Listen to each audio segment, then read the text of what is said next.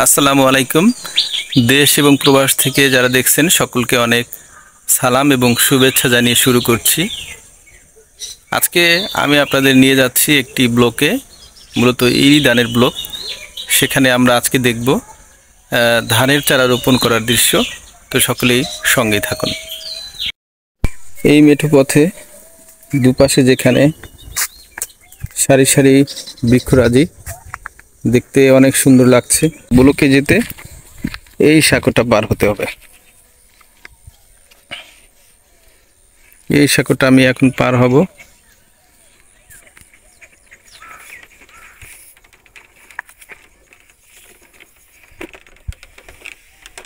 Viewers, আপনারা দেখুন, এই সাঁকো পার হওয়ার আমার অভ্যাস আগে থেকে আছে। আর সাঁকোর ঠিক মাঝ বরাবর এই যে আমরা একটা উইক্কা যেটাকে বলে বা গোপা, সেই গোপা, আমি এখন নদীর মাঝে আছি। এখানে গোপা ছিল, আর নদীর এই সাইড মূলত কচুরিপানায় পরিপূর্ণ। নদীর এই পারে প্রথমে আপনারা দেখুন যে সুন্দর একটা লাউয়ের ঝাঁকা, যেখানে সুন্দর সুন্দর কচি কচি লাউ দেখা যাচ্ছে এবং যেগুলো দেখতে আসলেই খুব সুন্দর মনে হচ্ছে। আর এগুলো হচ্ছে মূলা শাক, সুন্দর সুন্দর কচি কচি মূলা হতে শুরু করেছে অলরেডি। প্রিয় ভিউয়ার্স, এখানে কচুরিপানা এবং অন্যান্য যেই আগাছা ছিল সেগুলো মূলত পুড়িয়ে ফেলা হচ্ছে। এগুলো পুড়িয়ে ফেললে সারা ক্ষেত ছাইতে ভরে যাবে এবং এগুলোতে উর্বরতা বাড়ে জমির অনেকটাই। কৃষক এগুলো পুড়িয়ে ফেলার পরেই মূলত এখানে ইরি ধানের চাষ করা হবে। ভিউয়ার্স, এগুলোতে মূলত আমরা ধানের জ্বালা বলি। এই জ্বালাগুলো ওঠানোর পরে মূলত এগুলো জমিতে রোপণ করা হয়, কুচি দিয়ে রোপণ করা হয়। এরপরে সেগুলো পরবর্তীতে বড় ধানের ছড়ায় পরিণত হয়। এরপরে এই জ্বালাগুলো সুন্দর করে তোলা হয়। জ্বালার সাথে ওঠে, মাটি ওঠে, প্রচুর মাটি, দুনিয়ার মাটি জ্বালার সাথে।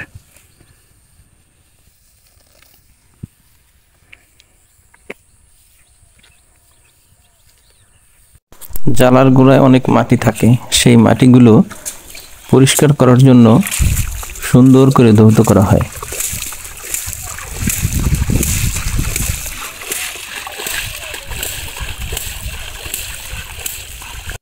এরপরে জমিকে সুন্দর করে মই দিয়ে সমান করা হয় এবং তখন জমি এই ধানের চারা রোপণ করার উপযুক্ত হয়।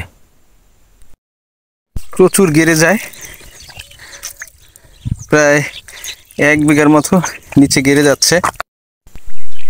এরপর সমস্ত ক্ষেতে জ্বালার আটি সরিয়ে দেওয়া হয় এবং এরপরে ওই জ্বালার আটি বা মোড়া থেকে কয়েকটা চারা নিয়ে কৃষক আস্তে আস্তে মাটিতে রোপণ করে। সারি বেঁধে বেঁধে লাগাইতে হয় না?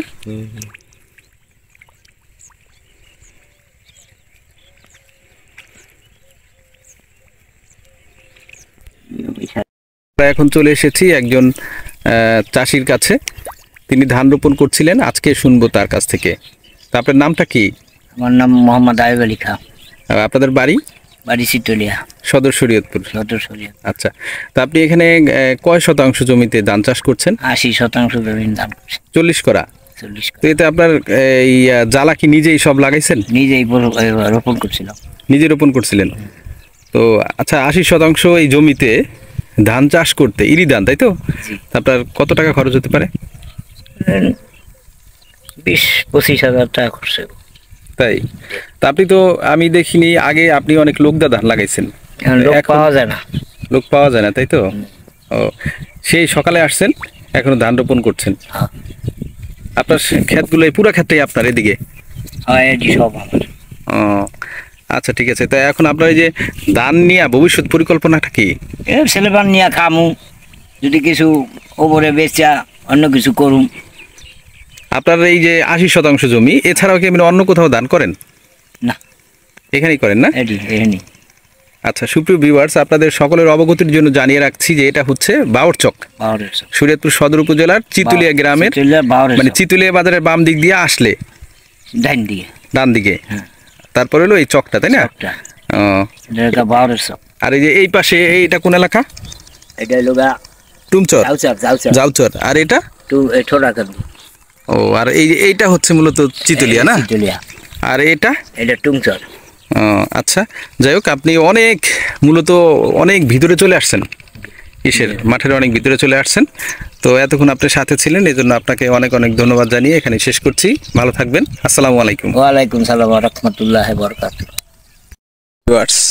এভাবেই মূলত কৃষকের জীবন কাটে। আপনারা দেখুন যে অনেক অনেক দূরে, চারদিকে অনেক দূর, একেবারে আমি চকের মাঝখানে চলে এসেছি।